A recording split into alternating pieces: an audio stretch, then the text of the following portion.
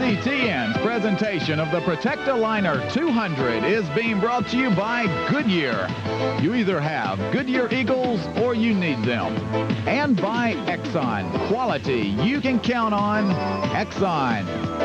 And by Mr. Goodwrench. No one knows your GM car better than Mr. Goodwrench. No one. Hello and welcome to the North Carolina Motor Speedway at Rockingham, a 1 mile, very tough piece of asphalt for the Grand National drivers of NASCAR.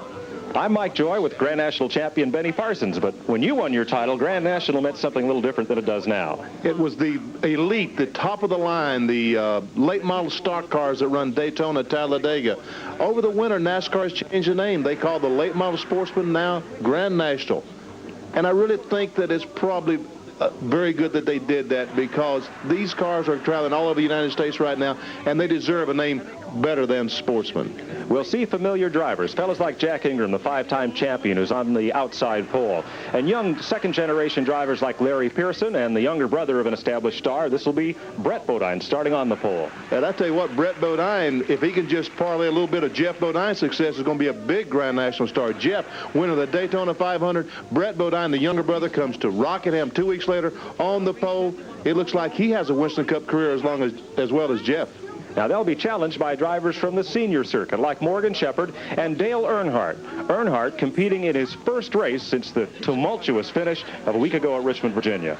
It's going to put Earnhardt in a tough spot, because he's starting back about 7th, 8th spot, and he really and truly can't afford to hit anyone, because everyone is looking right on Dale Earnhardt. The world's eyes are focused on him. If he hits someone, he faces suspension. He is on probation right now. Also, he loses $10,000, and that's nothing to sneeze at. 1 year ago, Earnhardt won this race, and he did so after he collided with Jeff Bodine on the last lap. Let's go down to the starting grid with the editor of Stock Car Racing magazine, Dick Berggren. Apparently Dick is away checking on a story. There's the picture from his camera as Brett Bodine climbs into the pole-winning car. Bodine, driving for Robert G., last season picked up 3 pole positions, so he's no stranger to the front row. And Mike, neither is this car. For several years, Sam Ard, one of the leading contenders in the Thomas Brothers Country Ham car, the very same car Brett Bodine is in right now. Sam Ard, over a 3-year span, won 24 pole positions for the Thomas Brothers. Jimmy Hensley drove the car last year to 4 poles. This afternoon at Rockingham, North Carolina, and set to roll down pit road and begin the Protecta Liner 200. Brett Bodine is on the pole. On the outside is 5-time national champion and defending champ Jack Ingram.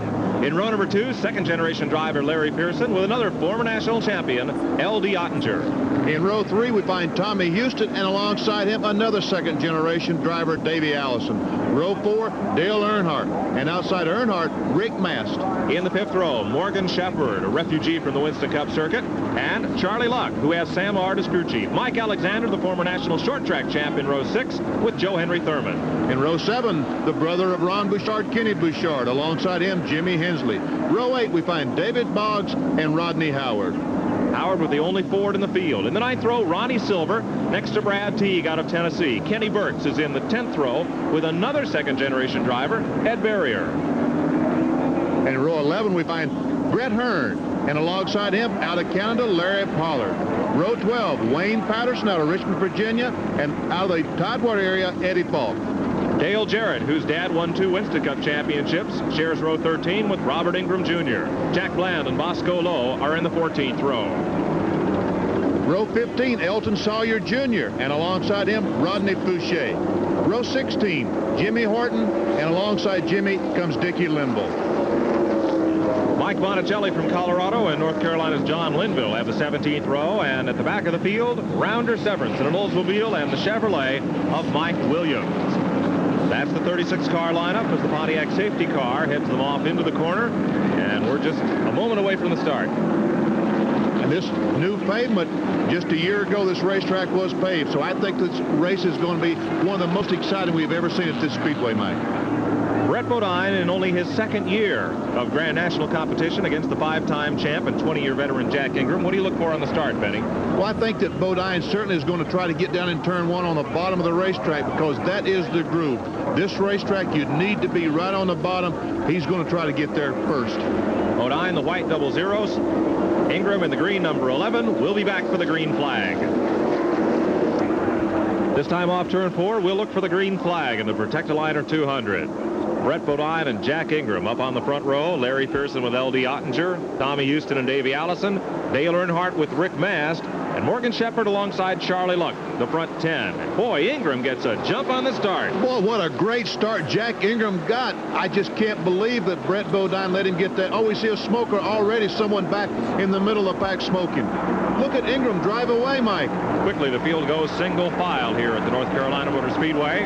Jack Ingram on the left of your screen, Brett Bodine, L.D. Ottinger, the front 3, Larry Pearson has the 4th spot, and the entire inside row on the start looked like they each backed up a spot. L.D. Ottinger went in turn 3. I saw he was just a little bit too high. If the car isn't handling any better than that, they're going to drop kick the All-Pro Auto Parts car back. A lot of smoke from Ed Barrier's car. His dad, Max, a former modified driver of NASCAR. And he is slow as Dale Jarrett. The rest of the field goes by. Ingram off turn number 4, back to the start-finish line.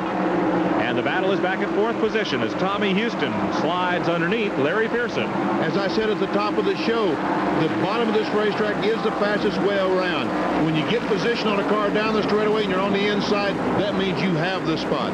I look at Barrier and the mosquito repellent he's laying down as he heads for pit road. Front 2 cars off the corner. Side by side, Houston now wants the 3rd spot from L.D. Ottinger. Tommy Houston on the move, moving right up. Great beginning for Tommy Houston today. Houston, car number 6, the Southern Biscuit Flour Buick, started in the 5th spot. And now here is Bodine latched on to the rear bumper of Jack Ingram for the lead. After that start, it looked like that Jack Ingram was going to drive away, but no, Brett Bodine pulls up right on his back bumper. Looks to me like he's going to make a bid for the lead. No, he's going to wait till the back straightaway. Bodine had a look inside. Interesting racetrack, Rockingham, and here's Morgan Shepherd on pit road with a Buick. Not a good sign. Certainly isn't a good sign. This is one of the cars that had an opportunity to win this race, one of the better cars that had an opportunity to win, and a great race car driver in Morgan Shepherd. Looks like rear end trouble. We'll try to get word from Dick Bergeron. Bodine is really harassing Ingram as they come off turn 4, looks to the inside and will challenge Ingram for the lead. Nothing doing.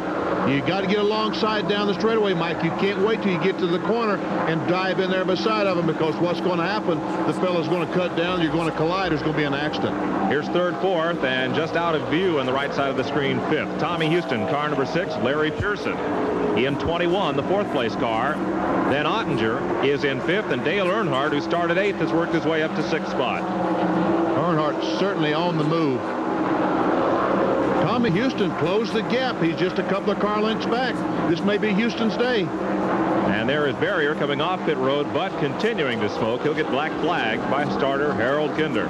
Certainly he's losing a great deal of oil, and NASCAR just can't allow these cars to drop oil in the groove of the racetrack, because these tires have no tread. When they hit that oil, they spin out and create, when they start spinning around, other cars are going to hit them, or they're going to hit the outside retaining wall. Lead change as Brett Bodine snuck underneath Jack Ingram. Now Tommy Houston puts Ingram, the meat in the sandwich, as they go down the back straightaway. The back stretch here at Rockingham is straight, but as you'll see from our turn 1 camera, the front stretch there is kind of D-shaped. I don't think we've seen enough of Ed Barrier for today. Back to the pits. I'm sure it's a bitter disappointment for Ed Barrier, because his car is running well, just it has an oil leak that they can't repair in time to go racing this afternoon. 1st and 2nd spot, young Bodine out of New York State, now makes his home in North Carolina. Very successful on the NASCAR Modified Tour.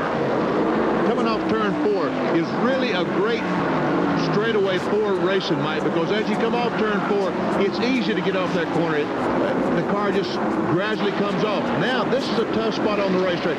Coming off turn 2, as you mentioned, that back straightaway is straight, and when you come off the turn, the car has a tendency to go out to the outside retaining wall. Very difficult corner. This one, easy. Michigan International Speedway, Texas World Speedway, and Charlotte Motor Speedway, all built very similarly, so if you've ever been to one of those, it pretty much describes Rockingham. Exactly right. Bodine got by Jack Ingram, but Jack certainly has let him go.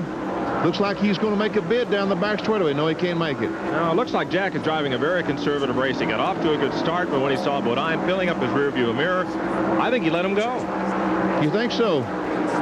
I don't know. Jack Ingram's been around a long time. He wants to be in front if he possibly can. Well, now, so have you. But if you've got one of these young Chargers that's right on your bumper and you're only 5 laps into the race, would you just let him go and wear his own car out if he wants to? You probably got a point there, Mike. Jack Ingram, he's staying right on the back bumper of him, though. Ingram's been in this business just about as long as Bodine has been on this planet. He's going to try him. Yeah, he is. Can't get by, though. He saw the slower car. I think you're right. He is running a conservative race. He started inside. He saw that slower car. Said, no, I'll wait till some other lap. They lap by Michael Williams. And again, head down the back straightaway. The backstretch grandstands are closed this afternoon. They're not empty due to a lack of fans. But everybody's seated on the front side in the sunshine today because it is kind of cool here. It is kind of chilly. Tommy Houston, meanwhile, he's closed up on the back bumper of the first 2 cars. There he is. That white car right behind the green one. That's the 3rd place automobile. And Larry Pearson, 4th place, right behind him. It's about to be a good 4-car battle for the lead as they work past Rounder Severance in the back straightaway and up to turn 3. Bodine is the leader, the white 00 car. The green 11 is Ingram. Trouble in turn 2. Spinning is David Boggs' automobile. Sliding off the banking, and he gets T-boned right in the driver's door by Eddie Falk. Oh, wow. What a terrible, terrible blow David took right in the side of that car. Well, where did Falk come from? That car was parked up in the banking. The caution flag was out, and Falk came through there like he was still running at full throttle. Wow. David spun the car. David Boggs, the 78 that we see, spun the car. He was sitting right dead in the middle of the racetrack and decided he wanted to get out of the middle of the racetrack. He let the car drift down. There we see him. He's going up the racetrack. He doesn't make any kind of contact with the outside retaining wall. One car just slips by on the outside. Yes, there is a car that just gets by on the outside. Now the Boggs car stops. But Benny, he ends up in the one position that every driver fears, with that left door facing the traffic. An interminable length of time. Eddie Falk must have been in turn 4 when the crash started. Here's a car going by. Oh, now look. Now he begins to roll down off the banking. He doesn't stay up where the car stopped. He probably released the brakes so he could drift off the racetrack and get out of harm's way. And here comes Falk. Eddie goes down to the apron of the racetrack to try to dodge the Boggs car, but... Well, Falk, at that point, was committed to the bottom lane. If he had a spotter, they evidently had told him the car was up top, and as the car slid down off the banking, Falk came to the inside. But my question would have to be, why was he going so fast? I can't answer that, Mike. And for Boggs, Benny, that's got to be a tough decision. You spin the car, you're up there in the high lane. Do you stay put, or do you try to roll it off the banking? Well, that's right. He made the decision to try to let it roll off the banking. And I tell you what, if Boggs isn't hurt, I'll be very surprised, because he took a terrible, terrible blow right in the driver's door. The safety crews are on the scene now that the field is slowed under caution behind the safety car. And we'll be back to Rockingham in a moment. One more lap and we'll go back to racing here at the North Carolina Motor Speedway. David Boggs has been taken to the local hospital for observation. Eddie Falk is okay. Well, Eddie Falk had the seat belts going for him because he had a straight ahead shot, and we drivers use very wide shoulder harness, very wide seat belts, and it keeps us retained in the car very well. David Boggs, meanwhile, while he was hitting the side of the automobile, had nothing going for him. And also, all that sheet metal and all those bars in the left side of that car gets pushed over. Your feet is really the problem that you have, because they're kind of dangling around inside the car. They start whopping off roll bars, the pedals, the accelerator. So I'm sure they probably have some type of leg injury. Yeah, that arm for the brake and clutch pedal has to withstand a lot of pressure, as hard as you guys dump those cars into the corner. So I imagine that would probably be what would be most apt to hurt him. You're exactly right. Green flag is out. And look at Jack Ingram going by on the outside. Brett Bodine once again gets a terrible, terrible start, Mike.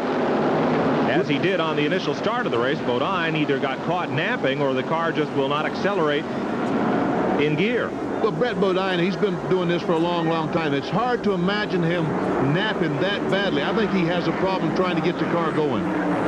Benny, would you take that restart in high gear? No, you would start in second gear, then shift up to third and then fourth. And there we see a smoker, a very bad smoker coming off turn 4. Well behind the leaders, though. Coming out of turn number 2, that is Davey Allison. Yes, that's Davey, the son of Bobby Allison. The car looks like it's running okay, but smoking badly. He's headed for the pits. Tough break for Allison as Charlie Luck goes past. And there is Davey down off the banking and on pit road. Rick Mast in the midst of a 3-car battle here as they go back to turn number 1. Brad Teague is right there, and Charlie Luck at the tail end of that train. Good racing back behind the lead cars. A challenge to the inside of Mast there, going off the bottom of the screen. 2 and 3 wide racing here in the backstretch. Boy, these fellas sure are going after it. These cars a little lighter than the Winston Cup. There we see the hood up on the Davey Allison car. As I was saying, these cars are a little lighter than the Winston Cup cars. They get around this racetrack very well. Tough break for Davey Allison. There's Ingram, the leader, and Tommy Houston, the new second-place car. I think we've got Dick Bergman's audio problem corrected. Let's go to the pits. As a result of the crash in turn 2, they've taken Eddie Falk off to the hospital for observation, and David Boggs is in the medical center immediately behind me where he was carried in. Boggs is conscious. He's talking to the people that are trying to help him. We have no further information at this time. Well, if we get an update, we'll pass it along. Hood's back down on the Davey Allison car. And, well, will they go behind the wall or send him back out? Looks like that they're trying to get him back on the racetrack, but maybe he wasn't quite ready. Maybe he had unhooked the belts or something. There we see Tommy Houston trying to take the lead down in turn 1. Houston on the outside, and as you've said, Benny, that's not the fast way. No, Jack Ingram had position on the inside of the racetrack, and as we can see just how evident it is that the groove is on the bottom of the racetrack.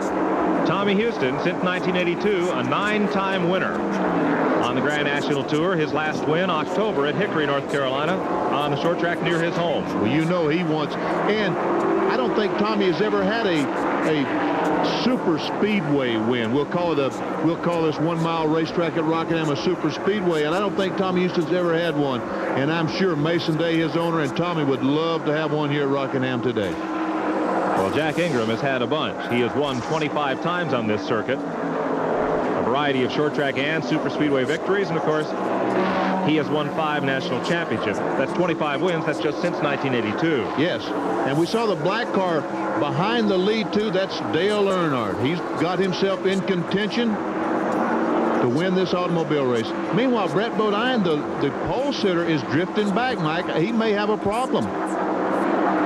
That is kind of surprising. That is one of the best prepared cars on the circuit.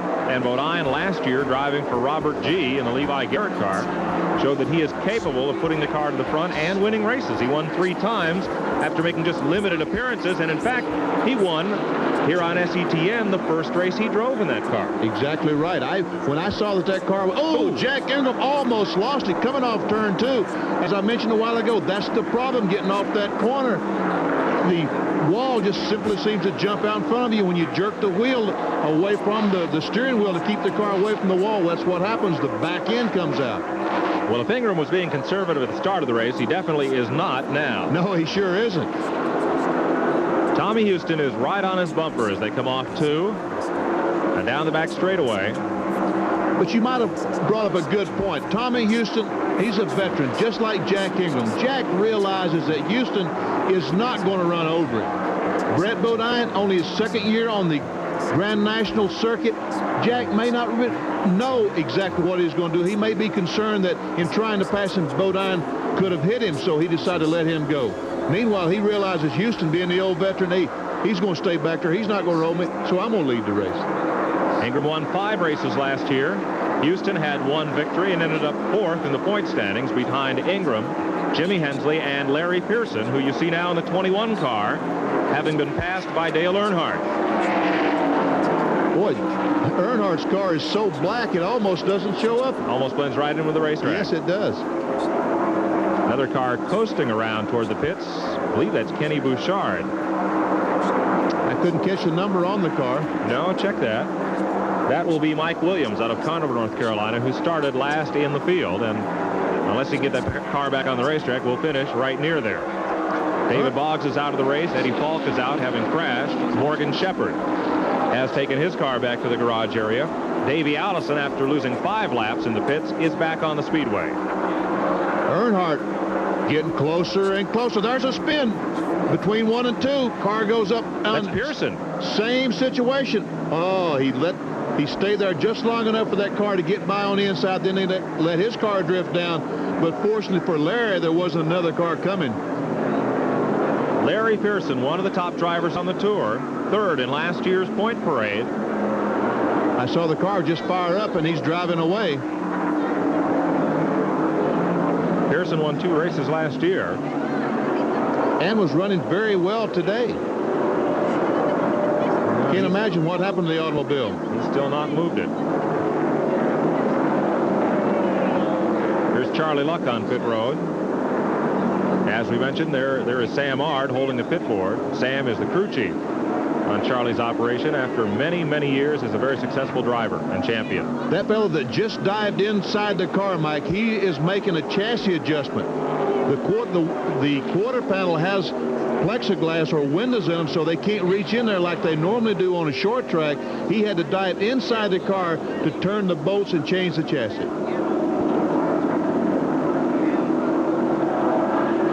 Let's take another look at this Larry Pearson incident, see if we can figure out what caused Pearson to hit the wall up in turn number 2. Larry is okay. He climbs back in the car as they'll haul it off to pit road. I can't imagine. Looks like he maybe got in the corner a little bit too wide and got it out of shape. Goes up, hits the wall with the left front fender. The back end goes around, and he comes back. And he was trailing a bit of smoke as we first saw him there, as if either the car was too loose or perhaps he had engine trouble. He possibly could have had something go wrong.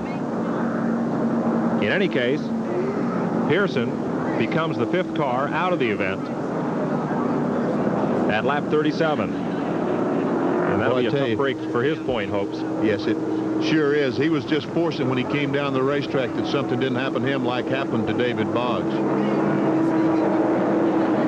Getting ready for the restart. The car's on the lead lap, you see, on the top lane. Everybody that's a lap down is on the inside. Well, let's see what happens to Brett Bodine on this restart. He's been having trouble trying to start all day long. Let's see if he can get a good start this time. Bodine is 4th behind Ingram, Houston, and Earnhardt on the left of your screen in the high groove. No, he doesn't get a good start again. Rick Mast goes right around him, and Mast moves up to the 4th spot. The Rockbridge Baths, Virginia driver.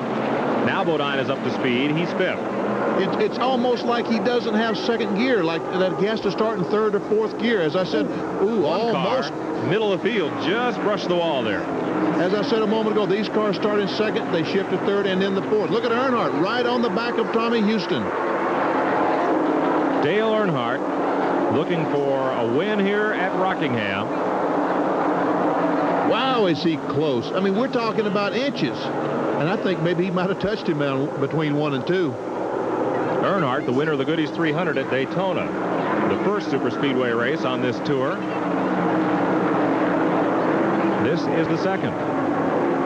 This is just excellent competition, Mike. These cars are so evenly matched. Look, here's 3 cars for the lead, bumper to bumper. There's Rick Mast, 4th place. And look at the gaggle of cars back in the pack. Now, Earnhardt on the right of your screen, he is not the kind of driver who is apt to be patient and sit there and ride in 3rd spot. Dale Earnhardt is only patient when he's leading. You know, he's patient for the pit stops and that type of thing, but no, he's not going to sit back. He's going to give him a look on the inside. Can't make it. Houston able to pull away down the straightaway just a little bit. Earnhardt, the black car, running in the 3rd position. 4th is Rick Mast. 5th is Brett Bodine. And back in 6th is Brad Teague. Earnhardt gives him a little breathing room and then closes right back up in the corner. Well, I'm impressed with the way Tommy Houston is running this car today. Maybe one of the best runs I've ever seen Tommy Houston have. Well, Houston right now is in the sandwich. Can't really afford to challenge Ingram because Earnhardt will be right there underneath him. Yeah, look at that gaggle going down in turn 1. That's right. If he tries to go on the outside of Jack Ingram, he's passed. Rick Mast trying to close in the 4th place car. Good racing back in the pack. That's a great race back in the pack. That yellow car was Ottinger. Here comes Earnhardt off turn 4. Nothing doing there. Can't get by. Tommy Houston going down the straightaway very, very well. And going through the turns very well as well. Ingram, Houston, and Earnhardt, the front 3. Then Rick Mast, Brett Bodine, Brad Teague. And still good battling behind the yellow car there, L.D. Ottinger, and the rest of the field. Jack Ingram got that skull banded out front and refusing to relinquish that spot. Houston biding his time, sitting just about 2 feet off the back bumper of Jack Ingram. And now it looks like Earnhardt will be content to ride along for a while. Oh, here he comes. Yeah, I know the minute I said that, right? He's right back on the back bumper of Tommy. And Houston goes up the racetrack a little bit. Oh, in the wall goes Jimmy Horton, the New Jersey dirt driver, and 4 cars are with him. There's Elton Sawyer in 42, Kenny Burke's 02. Another car screened there behind Burks. Horton got the worst of it, the 85 car that sits littering the back straightaway. Kenny Burks drives away. And there is John Linville. He was the 5th car involved. I tell you what, a lot of drivers are very lucky in that situation. That could have been very, very nasty, and it may have been already, but it looks like most of the cars just suffered superficial damage. There's John Linville's car. The leaders will pit under the caution. Here's Dick Berggren. Ingram dives into his pit on the yellow flag. He is the first one in. Meanwhile, up the pit road, Brett Bodine has also come in. They're making a spoiler adjustment to the back of Ingram's car. They've also changed the 2 right side tires. Remember, they can change 2 tires under caution this year without a penalty in this division, and they have just done that, and Ingram's on his way. His old ET, Eddie Thrapp himself. Eddie Thrapp down there running the show in Jack Ingram's pit. Here's a replay. And I think that someone started by the Horton car on the outside. Yes, Kenny Burke started by on the outside. Horton came off the corner, came up. He was touched in the right rear quarter, which just turned him right directly head on in the fence. Kenny Burks gets hit about 3 different times and spun around. Sawyer was the last car in, and he also hit the outside wall. There goes Burks, the car behind, crunching into the inside retaining wall. As Linville's car limps away, and one car, very fortunate not to be involved in that, was Rodney Fouché, who was right in the middle of it and somehow escaped all the carnage.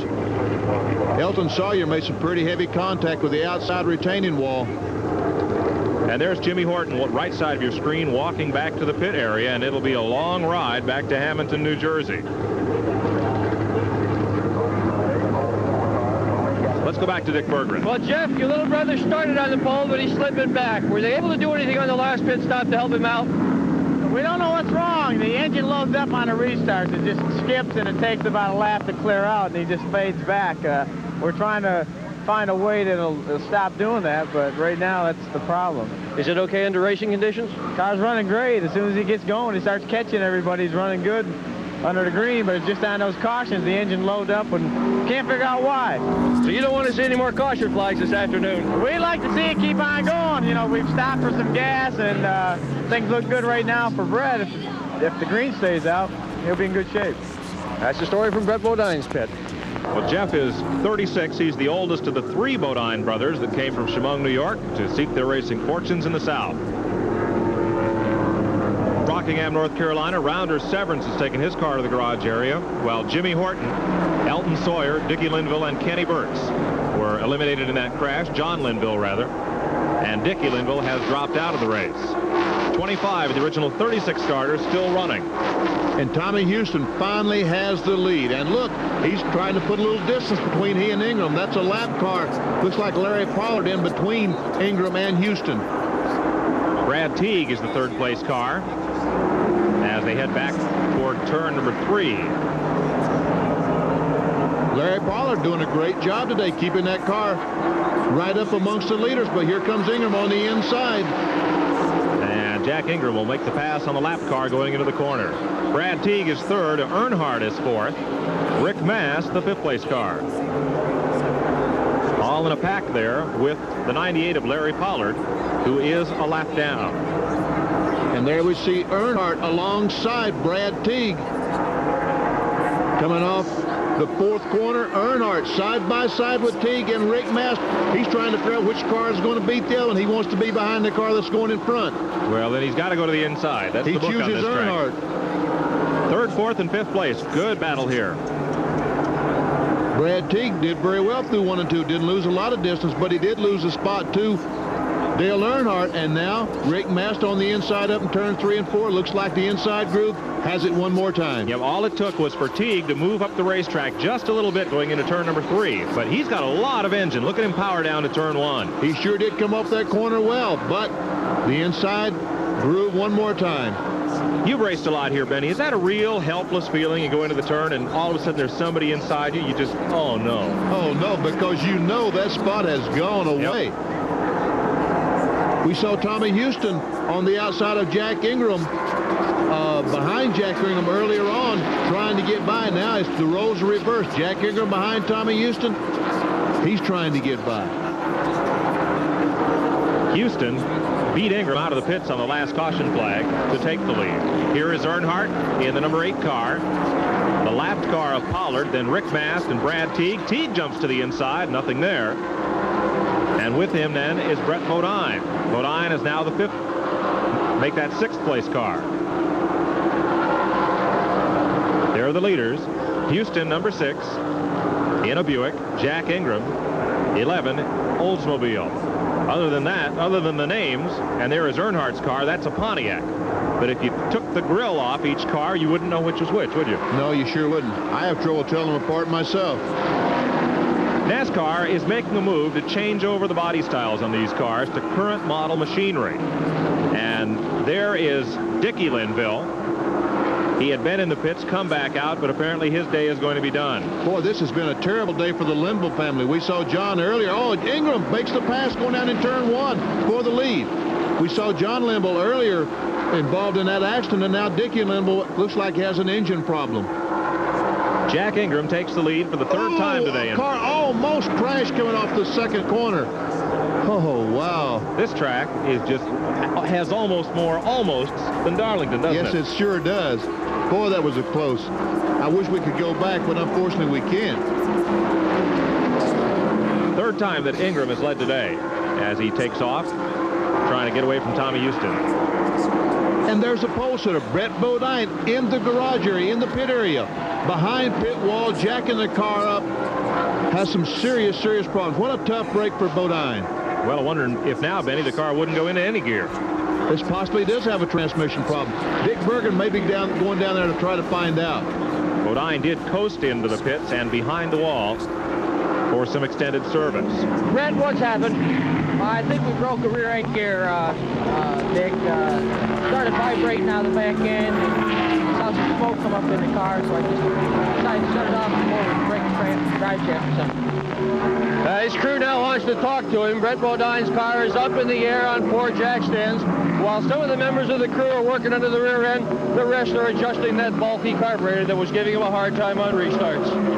There's older brother Jeff in the yellow jacket, who won the Daytona 500 this year. The youngest Bodine brother, Todd, runs the NASCAR late model stock car division out of the state of Virginia. Yes, I saw where he was going to be in at Orange County Speedway just the other day. There's Charlie Luck on the outside in the yellow car, passing someone.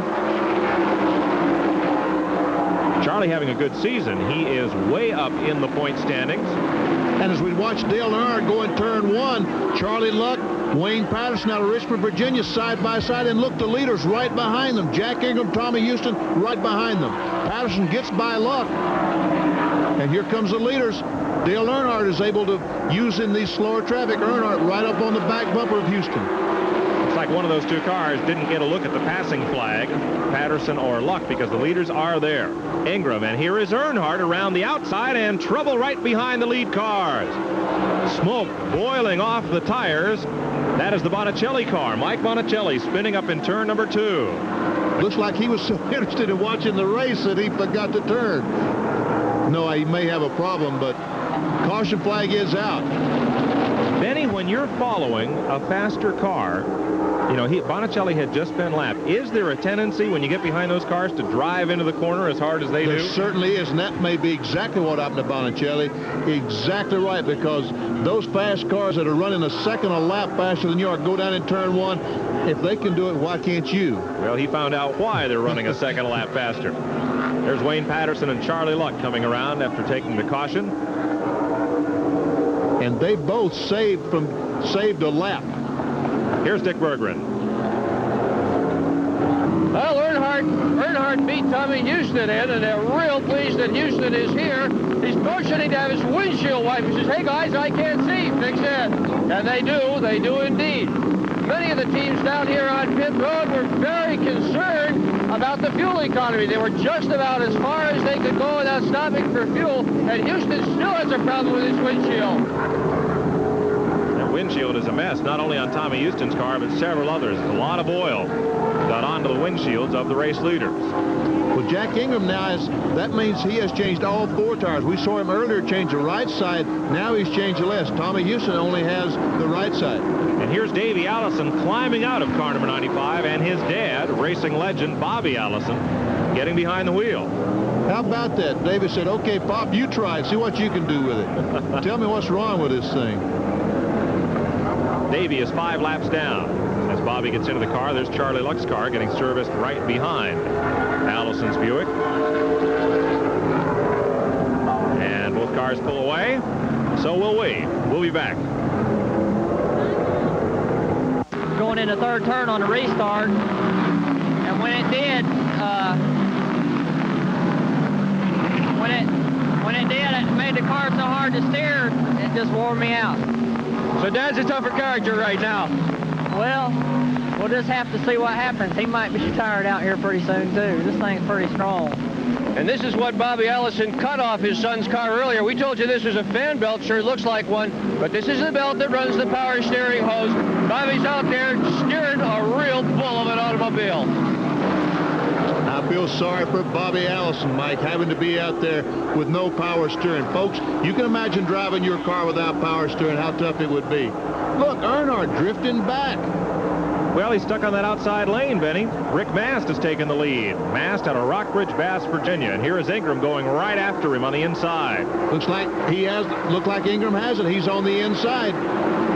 Rick Mast has no choice but pull over and let Jack Ingram go by. Oh, L.D. Ottinger almost loses it coming off the second corner. Ottinger, the yellow car, running in the third position. Here is Earnhardt going underneath him. And Tommy Houston right behind. Oh, that was so close. Second corner has been a problem for these cars today, Mike, getting off that turn. Well, you see now the handling going away on some of these cars. They are all over the racetrack in the corners, some right down on the bottom, others working way up high under the wall. 2 years ago here, you couldn't do that, Benny, even before they paved the racetrack. No, I tell you, the repaving this racetrack has made it one of the most competitive on the circuit. Before that, it had a very narrow groove on the bottom of the racetrack. When you got out of it, you were in big trouble. We started to talk earlier about the bodies on these cars. Ingram leading is in an Olds. Rick Mast has a Pontiac. Ottinger, who right now is running third, he has an Oldsmobile, but only the grills differentiate the cars, the grill and the header panel at the nose. NASCAR has approved for 1986 competition the GM A-body type cars, such as the Chevy Celebrity and the Buick Century. Tommy Houston has one of those built. L.D. Ottinger went into turn one like he was on dirt. I'm sorry, Mike, to interrupt you, but that was unbelievable how he saved that car. What a great job. I can't believe he got it back. He was about 30 degrees to sideways. Neither can I. Whoa. Tommy Houston goes right after him now. I wouldn't want to follow a car that was working like that either. It looked like he was on a dirt track going in the corner sideways. Wow, what a great job by Ottinger. They are battling. They sure are. L.D. Ottinger came down, chopped off Tommy Houston. To finish the story, these new 86 body styles will be used mostly on the short tracks this year. The back window of those cars is pretty vertical and won't allow a lot of air onto the rear spoiler like these fastback cars will. But increasingly, we'll see the new cars being worked into competition. I tell you what, those rear windows have made such a big difference in the Winston Cup cars this year. Putting those rear windows in the Oldsmobiles and the Chevrolets and the Pontiacs and the Buicks, I think is going to make them competitive with the Ford automobile. Well, last year on the Winston Cup circuit, and we cover a lot of those races on SETN, Bill Elliott won 11 races. This year, Elliott and all the Ford drivers combined have led a total of only 4 laps under the green flag.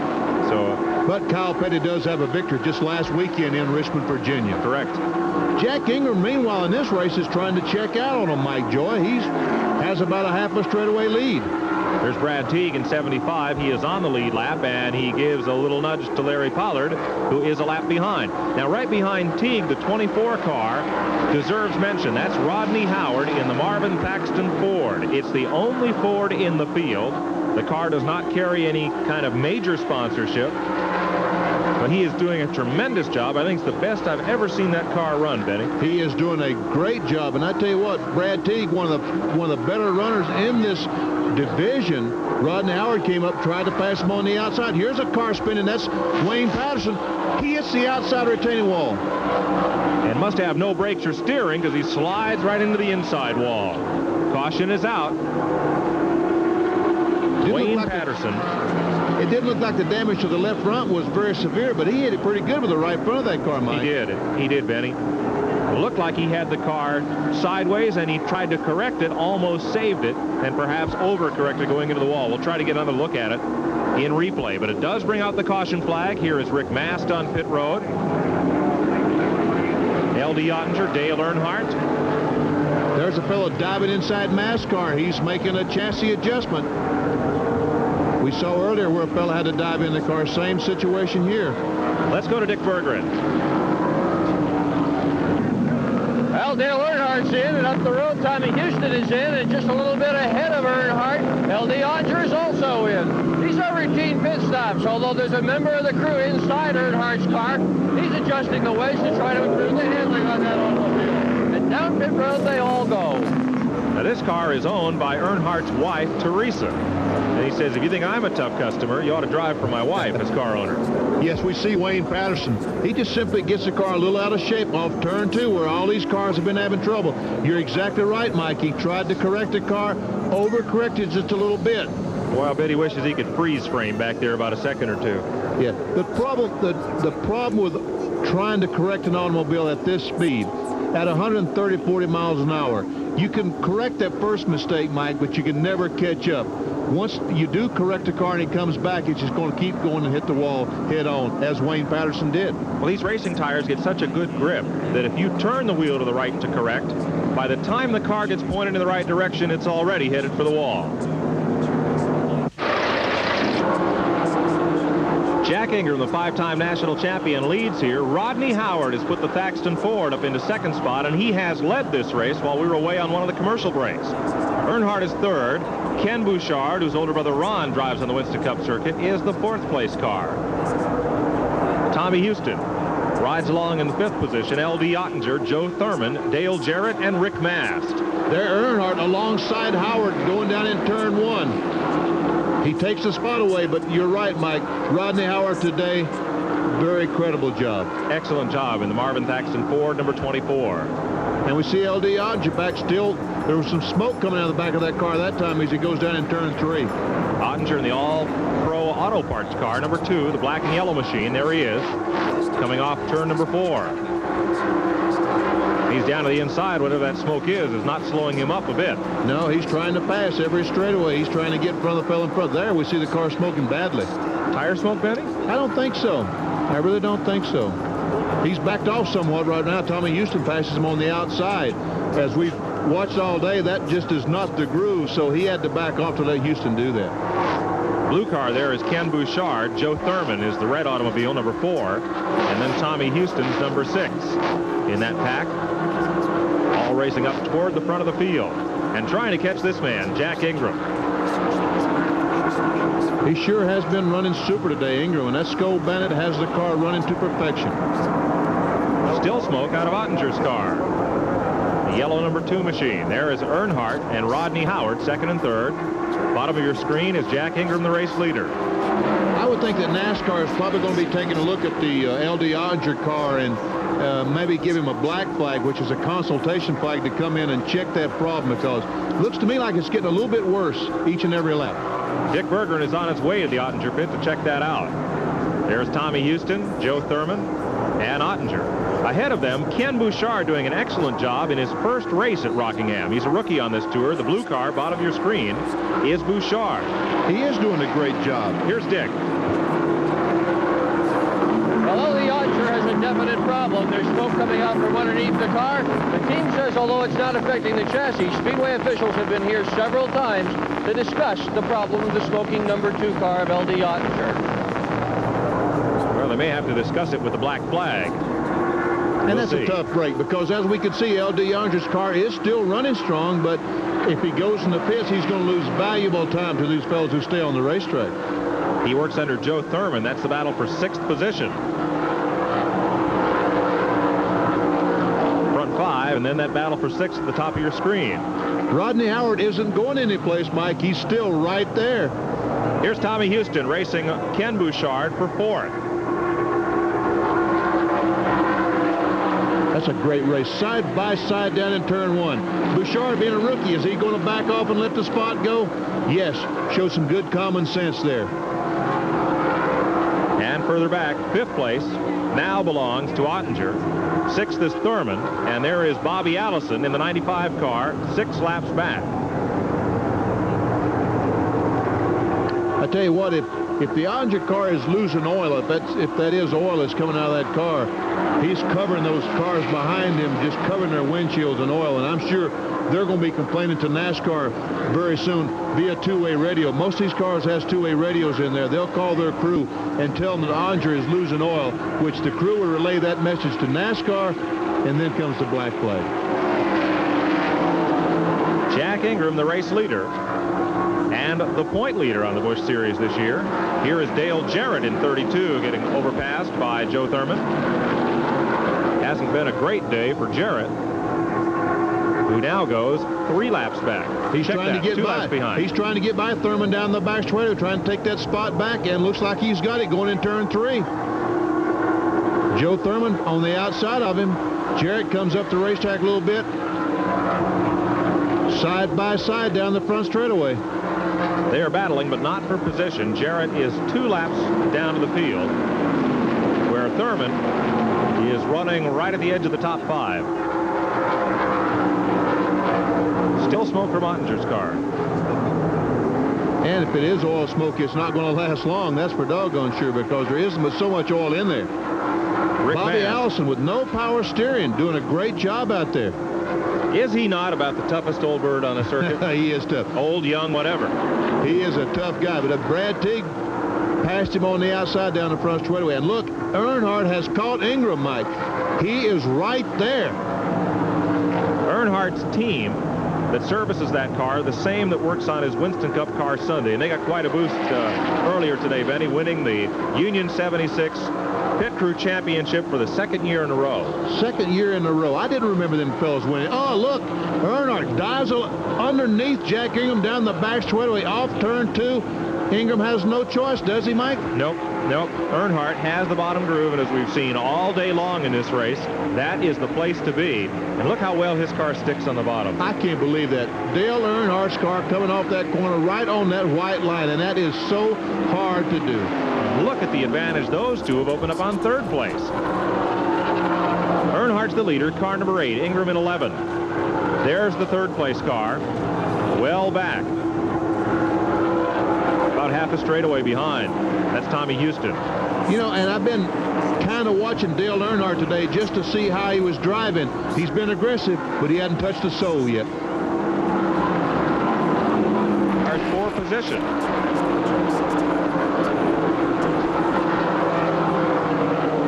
Jack Ingram staying right there, and Tommy Houston, he's hanging there tough today. He's caught up a lot, Benny. He was almost half a straightaway back, but the race pace has slowed somewhat.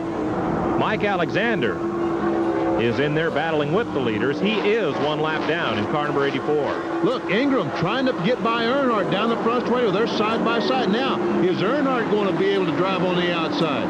Ooh, they touch. Ingram just muscled Earnhardt out of the way. Earnhardt hadn't touched the sole, but he has been touched one time already today, I can tell you that. Well, that may get his fire lit. We'll see. It is the 12th lead change of the day as Jack Ingram goes back in front. Tommy Houston runs in the 3rd spot.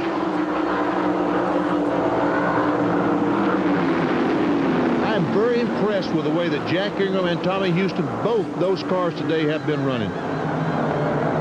You know, these big racetracks, these super speedways are not their forte. They're more accustomed to the half-mile and quarter-mile, third-mile racetracks all over the country. But yet they've been here, they've come today, they've adapted. Cars been running super. And it's not often that the Grand National Series regulars will beat the Winston Cup drivers in this type of racing on the super speedways. You're exactly right. Normally when these cars go to Daytona, to Darlington, Charlotte, Rockingham, it's always a Winston Cup driver that wins the event. I don't know if Earnhardt's going to be able to pull it off today against these fellows or not. Earnhardt rides 2nd. Ingram, car number 11, the race leader. Houston is 3rd. Rodney Howard in the Ford is 4th. Ken Bouchard is 5th. 6th is Dale Jarrett. 7th is Rick Mast. 8th, Joe Thurman. 9th is Brad Teague. Charlie Luck runs 10th. And L.D. Ottinger is still on the lead lap. He's the 11th place car. Mike Alexander and Jimmy Hensley are a lap down. So too Robert Ingram Jr. and Bosco Lowe.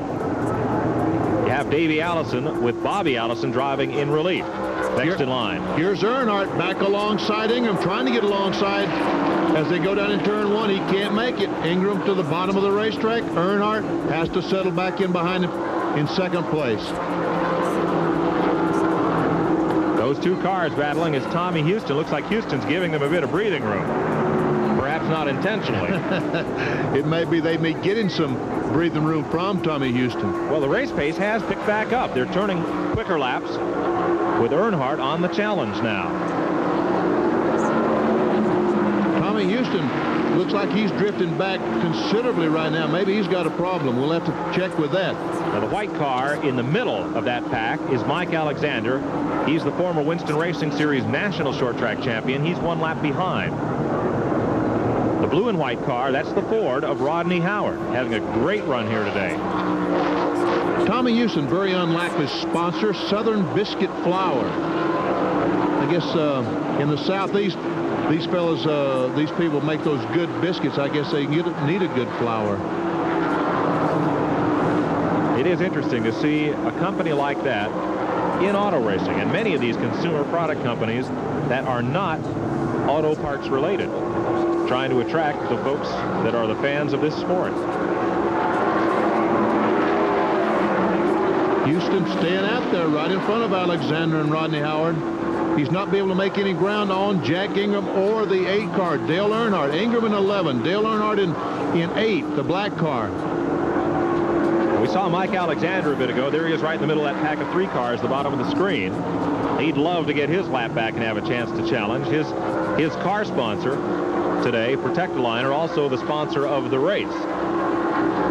And a Protecta liner is a piece of rubber that goes on in the bed of a pickup truck, back in the bed, to keep from scarring it up when you're hauling things around. There are about 8 guys here today that wish they had them on the right front fenders of their cars. They got pretty well scarred around. Here is Earnhardt again. Trying it one more time down the front straightaway. Well, that's the place to do it, Benny. He may make it work this time. Earnhardt has the lead going into turn 1. Boy, it looks like these 2 cars are so evenly matched today. Ingram and Earnhardt, the cars, it's hard to tell if anyone has an advantage. I don't think anyone does. And I didn't see Ingram slip coming off the corner. So Earnhardt really had to work to get underneath him. There's Alexander in 84, a lap down, and Tommy Houston, the 3rd place car, number 6. Here's Ingram trying it back again. He can't make it. Earnhardt drives down to the bottom of the racetrack. It's like a tag team match.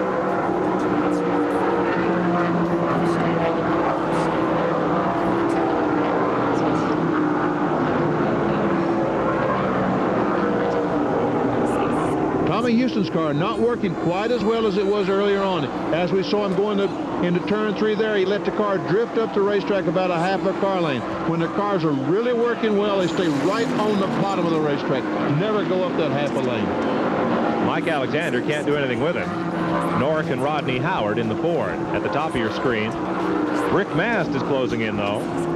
Mast in 22. Earnhardt looking for his second win of the season in this division. He has yet to win in Winston Cup competition. But he has this car humming to perfection. I said earlier, Teresa Earnhardt, his wife, is the car owner on this machine, but he has the same crew on race day, pretty much. The Richard Childress team that crews his Wrangler Goodwrench Chevrolet 30 times a year on the Winston Cup division. And they are good. They can change those tires faster than anybody down there, as witnessed by their winning the Pit Crew Championship just earlier today. They just lapped past Brett Hearn, the Kinnelon, New Jersey driver, who is the 15th place car, a standout on the dirt tracks in the Northeast, running a selected limited schedule of Grand National Series races this year. There's third place Tommy Houston along with Mike Alexander, lapping some slower traffic.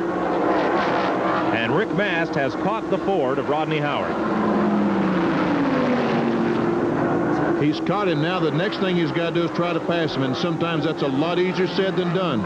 Earnhardt putting a couple of car links on Jack Ingram. This is about the biggest lead anybody's had in the last 20 laps or so. We'll be back with the finish. Rockingham, North Carolina, the Protecta Liner 200 drawing toward a close as Dale Earnhardt has extended his lead over Jack Ingram. There's Earnhardt's car number 8, the GM Goodwrench Parts Pontiac, lapping past Ed Barrier, who finally did get his smoking problems fixed. And Dale Jarrett, we saw him earlier on. He's off the pace right now. Earnhardt goes by him on the outside with ease. Jarrett now goes a lap down. Rick Mast gets underneath Ken Bouchard. That's for 5th position. Mast in car 22. Bouchard in the Buick number 10, the Marty Bazima car. There's Brad Teague trying to get by the 45 of Charlie Luck. And that's for 7th spot. So though the laps wind down, looks like the racing, Benny, has heated up. It sure has, because I think they're all smelling the checkered flag. They see it in the air, and it's time to get those spots. If you're going to get them, now's the time to do it. Earnhardt, he smells the victory. He smells the checkered flag. He's just slowly pulling away from Jack Ingram. But his car, as you mentioned earlier, is working so well today. Right on the bottom right there is a car smoker. That's Bobby Allison. Bobby Allison in Davy's car. A lot of smoke coming out from underneath the right front wheel well. And Allison will go to pit road. Tough break late in the event. Sure was, because they've been through a lot today driving the car without power steering. They needed a good finish. Bobby Allison driving in relief of his son Davey. The car is going awful slow. It's like the engine is not running at all, Mike. Allison coasts on to pit road as we draw near the finish. The black car is Earnhardt, car number 8, the race leader. 11 is Ingram. Earnhardt looking for his second win of the season. There is another Ingram, Robert Ingram Jr., no relation to Jack. And he's running 1 lap down. And that's the Ramada Inn special.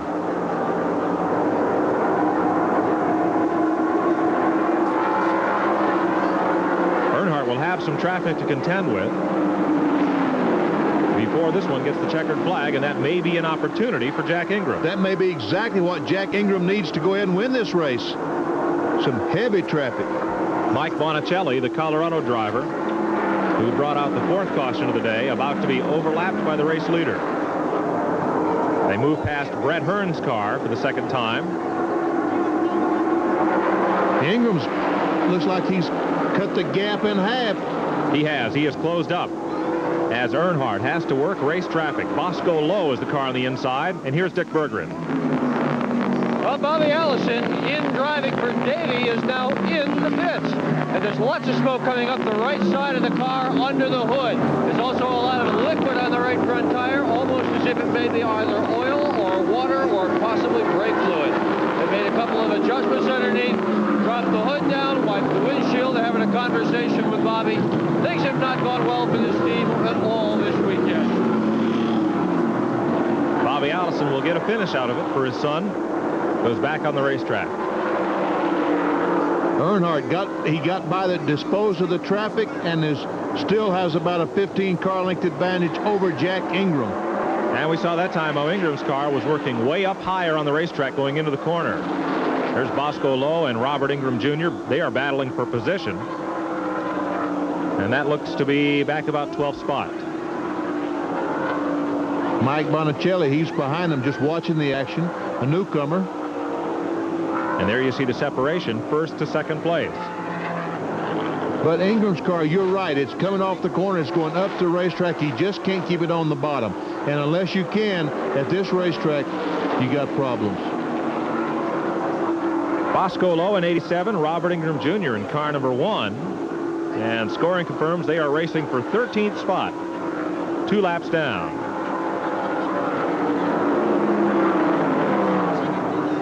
Now Earnhardt's lead really extended. This time, though, Ingram got around turn 4 on the bottom of the racetrack. He stayed on the bottom of the racetrack that time, and it looked like that the advantage kind of stabilized. But 5 laps to go with this kind of a lead, Earnhardt, he's going to be tough to beat. That's not a lot of time for Jack Ingram, even if he can get that car to handle on the bottom of the racetrack.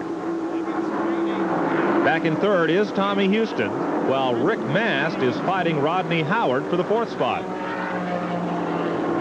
Mast in a Pontiac, Howard in a Ford. 4-lap sign. That's got to be tough to see when you're in Jack Ingram's seat. He don't want to see that fella hold up the hand that says 4 laps to go. Back straightaway. 3.5 more turns around the racetrack. Heavy pack of traffic behind the race leaders. Still that good battle for 13th spot. You know that Dale Earnhardt's going to make wife Teresa very happy today, particularly when he brings home the check for the victory for her race car. This race will pay nearly $10,000 to the victor. Should it be Earnhardt, Ingram will earn almost as much. NASCAR has structured the purse of this race to award substantial bonuses to the drivers that run all the races on this circuit. And there are 3 of them. Houston in 3rd place on the left. Rick Mast has passed Rodney Howard for 4th. Howard, the 24 car, the blue and white car, is 5th, and Ken Bouchard is right there. He's the 6th place car. Now this looks like it will be quite a battle right down to the checker. This is very exciting, coming down for the checkered flag. Here are the leaders in the back straightaway. That gaggle of cars racing 2 laps down, and then a long way back to 3rd place Tommy Houston. Earnhardt pulling away right now. Looks like that he's putting a few more car lengths on Jack Ingram. He has a white flag if he can just make it back. Here's 3rd, 4th, 5th, and 6th behind lap car Mike Alexander, Tommy Houston, Rick Mast, Rodney Howard, and Ken Bouchard. And they all saw the white flag. They realized this is the last lap. If you're going to pass, it's got to be now or never. Well, Earnhardt can just about cash the check as he comes off turn number 4. Back to the start-finish line. Checkered flag. Dale Earnhardt wins the Protecta Liner 200. Jack Ingram finishes in 2nd. And it looks like 3rd will go to Tommy Houston, with Rick Mast taking 4th, Rodney Howard 5th, 6th to Ken Bouchard. And Brad Teague will be the 7th place car. Earnhardt was impressive today. But I tell you what, I was impressed by Ingram and Tommy Houston. Houston drove an excellent race, but to me, Rodney Howard had the standout performance. I have never seen that Ford of Marvin Thaxton run that fast or that well. There's L.D. Ottinger coming around, who ended up a lap down, back in 10th spot. Dale Earnhardt certainly on a roll. 1 in Daytona. His Winston Cup car run very well at Daytona and Richmond. We'll go to victory lane after this. At Daytona and here at Rockingham today in the Protecta Liner 200. We're again having audio trouble with Dick Berggren, so while Ned Jarrett is in victory lane to interview Dale for Motor Racing Network Radio, let's listen in. Dale, congratulations. Good run. Thank you, Ned. I'd like to thank Goodwrench and Wrangler and everybody that's helped us out, Union and Goodyear and Champion, all the people that helped us all week. Everything worked real good on the car. It was a little tight. Had a rear end pump went bad, and as the rear end was fixing to go out of it, it was smoking hot real bad. I could smell the grease. It was just a pretty good day for us. Jack was, pretty strong, and I thought Tommy Houston was going to be strong all day, but, we just kept wearing them down. We made some adjustments on the car and got it better. It was just a great race for us. Did the racetrack sort of come to you? Well, not really. I had to adjust the car to get to you. I never was satisfied with the car the way it drove. I just had to adapt the driving, my groove and my driving style to the car and to the racetrack to make it work a little better. Dale Earnhardt wins the Protecta Liner Truck Beds 200. There's the winning driver and car owner, his wife Teresa. Congratulations. SETN's presentation of the Protecta Liner 200 has been brought to you by Goodyear. You either have Goodyear Eagles or you need them. And by Quaker State. The big Q stands for quality, always has, always will.